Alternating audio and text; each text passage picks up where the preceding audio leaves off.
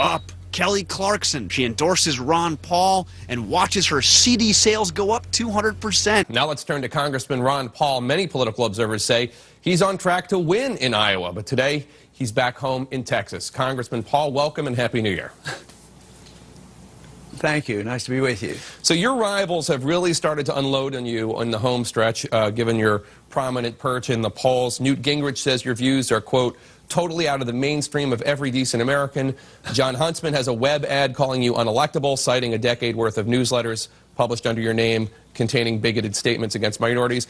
And even the Des Moines Register poll that shows you essentially tied for first with Mitt Romney says that you are leading the pack in terms of who is least electable in a general election. This is a real area of vulnerability for you. How do you convince Republican voters that you are, in fact, electable against President Obama?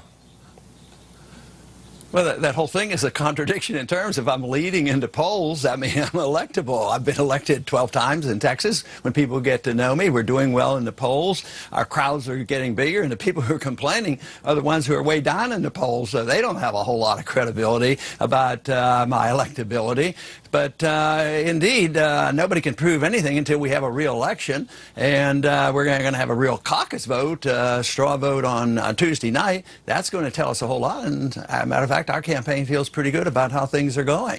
But certainly, Congressman, you would concede that some of your views, some of the principles you hold in terms of drug legalization or in terms of, I know you wouldn't call it isolationist, but a non-interventionalist policy in the world, these are views that are not shared by a majority of Americans. And I think the concern among Republicans is once they are better known, that would hurt you. Well, see, I think that's where the contradiction is. Quite frankly, I don't believe that statistic because I think the majority are with me.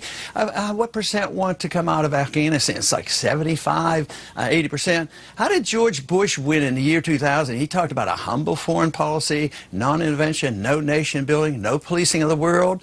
I mean, and Obama was seen as the peace candidate just 3 years ago. So I would say the American people are with me more now than ever before. They're with me on cutting spending. Nobody else is proposing cutting spending. I want to cut $1 trillion out of the budget. And this support, I get support from all the Republicans on this. And I would say that it remains to be seen, but I feel very comfortable with the growing number of people that come out to our rallies and the enthusiasm. I tell you what, I think it's a mistake if people want to write me off and say that I am not with the people. Matter of fact, it's so appealing that we get a lot of independents and a lot of Democrats coming to our rally, and that's what you need in order to win elections. So I'm pretty optimistic about what's going on. And of course, I've always been optimistic about the message of liberty and the Constitution, limited government, and I think it's catching on. I think the people have come around to believing that the government fails in their efforts to do good. They want to be a good policeman of the world. They want to provide goods and houses for everybody. And look at what happened to the housing bubble. And look at the prolongation of these wars overseas. So people are looking now more carefully at a constitutional approach to government. All right, Congressman, we have a lot of issues to discuss and only a few more minutes left. I do want to ask you about those newsletters published under your name in the 80s and 90s. In the 90s, you defended them. In 2001, you said you did not write them. You now say you did not write them, you did not read them, and you disavow them. So just if you could give a straight answer on this, who wrote these newsletters, and do you still associate with these people? Well, I think your assessment there is mixed up because the reporting has been bad. I wrote a lot of part of the letter, and I've never said I didn't. I wrote some of the, the economic parts. I was not the editor, I was the publisher, and there were some very bad sentences put in. I did not write those. I did not review them, and that is an error on my part. But I condemned them. I condemned them. I don't know exactly who wrote them. It's I had 8 or 9 people working for me back then, and a lot of people wrote a lot of different things. So I've condemned them and did not write them, and I've said this quite a few times. So I just don't think that that in itself is going to have long legs, because people who know me know exactly what my thoughts are. People know everything about that in my district. It's never been, a big issue at all. And most importantly, on the issue of race relations, I'm the one that really addresses it when we look at the drug war and the imprisonments, the court systems, the death penalty, the imbalance on the suffering of the minorities in our military, whether we have a draft or no draft. So I think the court system is very, very biased, whether it's the issuance of the death penalty. If you look at it, it is unbiased. I'm the only one that's talking about that. So I'm the true civil libertarian when it comes to this. And I think that people ought to, look at my positions there rather than dwelling on 8 sentences I didn't write and didn't authorize and have been, apologetic about because it shouldn't have been there and it was terrible stuff. Well, I think it's more than 8 sentences, but moving on, one of your former close aides recently said that you, quote, engaged in conspiracy theories, including perhaps the 9/11 attacks were coordinated with the CIA and that the Bush administration might have known about the attacks ahead of time. So have you ever expressed in front of anyone... No, wait. Don't go any further than that. That's complete nonsense. It's nonsense. Just stop that. That's not true. No, I did not. I never bought into that stuff. I never talked about it. Okay. About the conspiracy of Bush knowing about this? No, come on. Let's be reasonable.